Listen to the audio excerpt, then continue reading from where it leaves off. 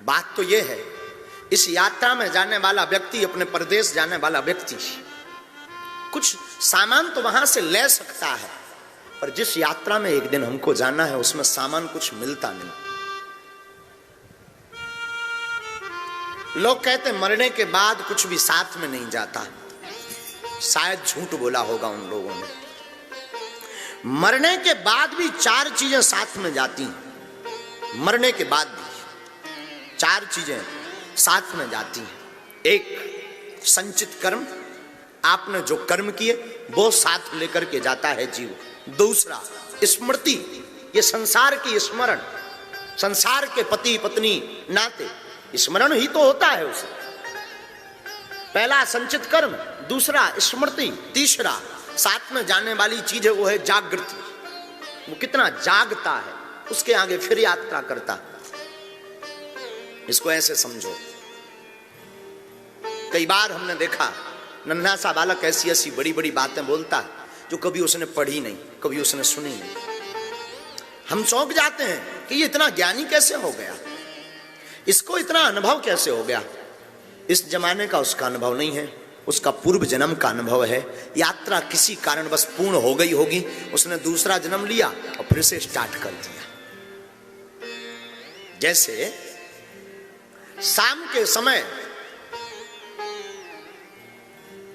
कोई दर्जी कपड़ा काट करके रख चुका हो सिलने के लिए, उसे तैयार करने के लिए, लेकिन तब तक उसकी दुकान बंद होने का समय आ गया हो, तो उसने दुकान के पट बंद किए, रात को अपने घर गया, सोया आराम से।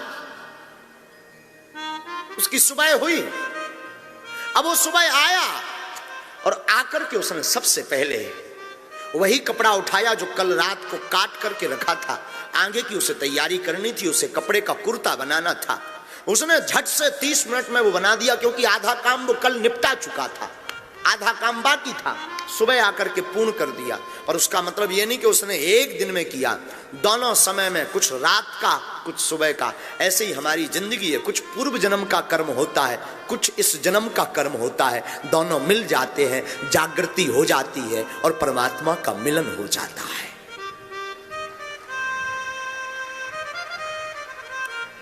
चौथा, मरने के बाद अगर कुछ साथ जाता तो वो जाता है सूक्ष्म शरीर।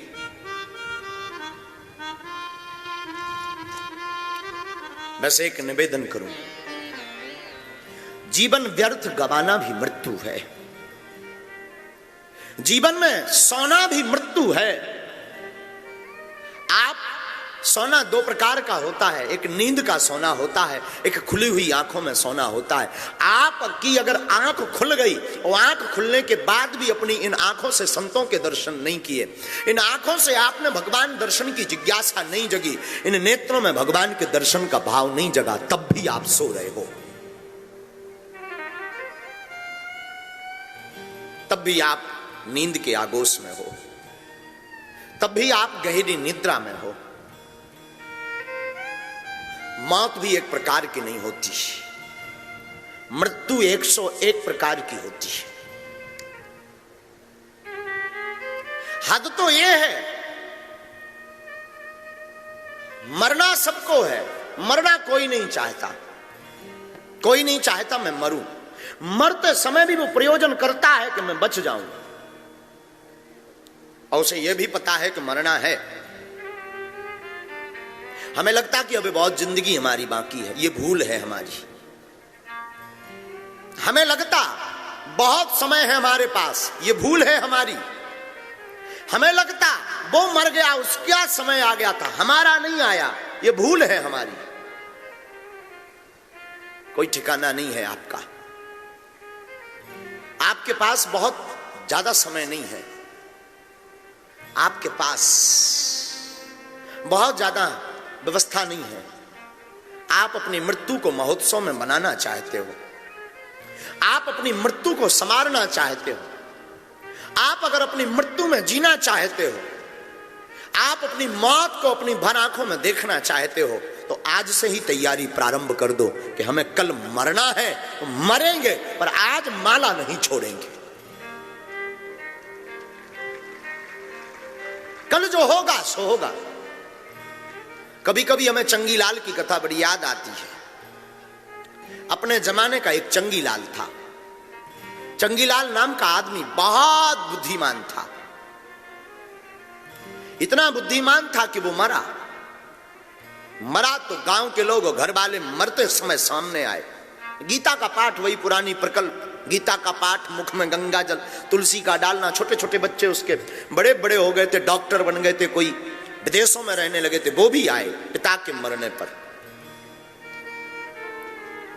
चंगीलाल अपने जमाने का अमीर आदमी हो गया था।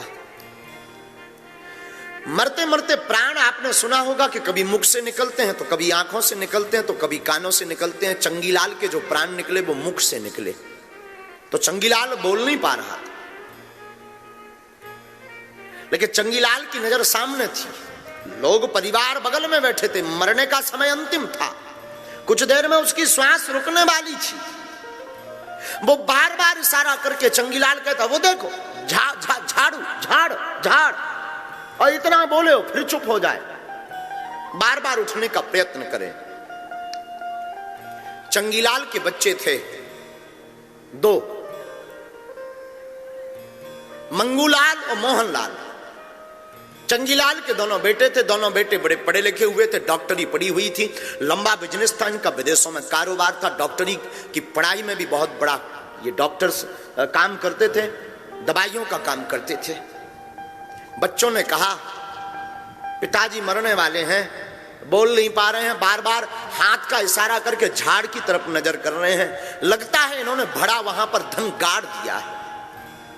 मरते समय बोल नहीं पा रहे, बता नहीं पा रहे। शायद कोई ऐसा इंजेक्शन मिल जाए जिससे ये बता दें कि ये आखिर क्या बोलना चाह रहे। तो चंगीलाल का जो बड़ा बेटा था वो बड़ा होशियार था। उसने कहा, हाँ एक इंजेक्शन है।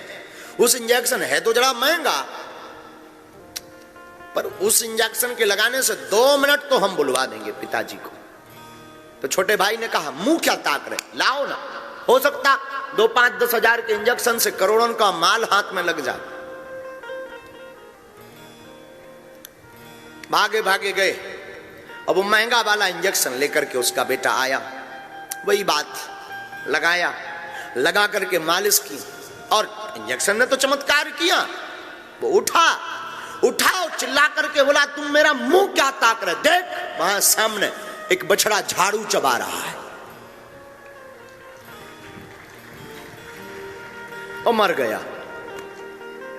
साहब माथा पीटने लगे कि 10 हजार के इंजेक्शन में 5 रुपए की झाड़ू बची। वाह वाह रे चंगीलाल, वाह रे चंगीलाल, ताप दिया मरते समय तूने हमें, ताप दिया।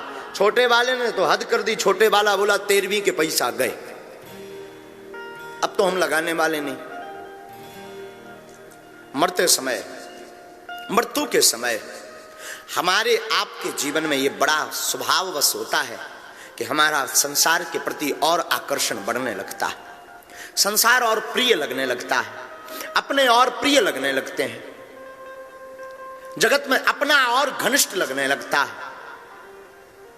जगत से प्रियता और बढ़ने लगती है, जगत से हमारा स्नेह और बढ़ने लगता। हकीकत यह है, कोई अपना नहीं है।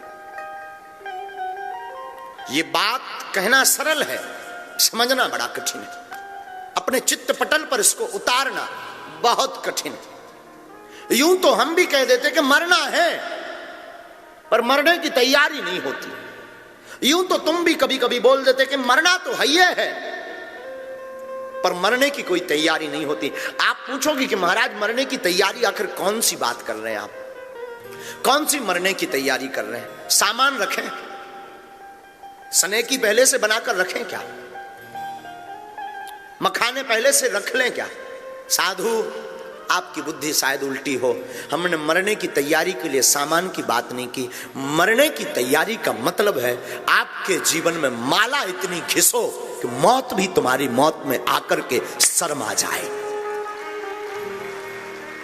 इतनी माला जपो, इतना भजन करो कि मौत भी तुम्हारे सामने आवे तो शर्मा जावे कि मैं किसको लेने आ गई। कितना बाबरा शहंशाह बैठा है और मैं इसे मारने चली आई।